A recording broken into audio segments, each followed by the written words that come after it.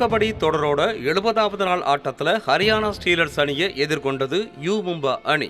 இந்த ஆட்டத்துல 40க்கு 46 என்ற புள்ளி கணக்குல ஒரு அசத்தலான வெற்றியை பெற்றிருக்காங்க ஹரியானா ஸ்டீலர்ஸ் அணி.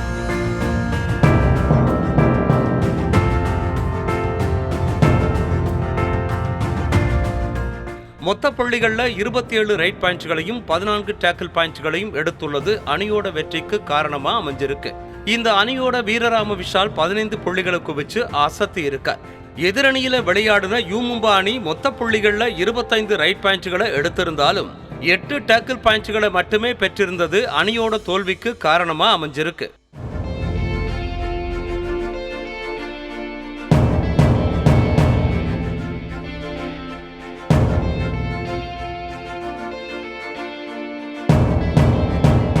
மற்றொரு ஆட்டத்துல யூபி யோதாஸ் அணியை எதிர்கொண்டது குஜராத் ஜெயின்ஸ் அணி. இந்த ஆட்டத்துல 29க்கு 36 என்ற புள்ளி கணக்குல குஜராத் ஜெயின்ஸ் அணி அபார வெற்றி பெற்றுள்ளது.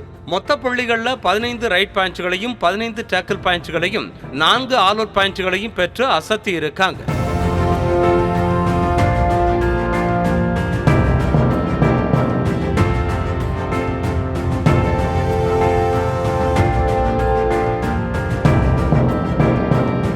இந்த அணியோட வீரரான பார்த்திக் 12 புள்ளிகளை எடுத்திருந்தது அணியோட வெற்றிக்கு பக்கபலமா அமைஞ்சிருக்கு. எதிரணியில விளையாடின யூபி யோதாஸ் அணி மொத்தமா 16 ரைட் பாயிண்ட்களையும் 11 டேக்கிள் பாயிண்ட்களையும் எடுத்திருந்தாலும் அணியோட வீரர்கள் சிறப்பான ஆட்டத்தை வெளிப்படுத்தாதது அணியோட பின்னடைவுக்கு காரணமா அமைஞ்சிருந்தது.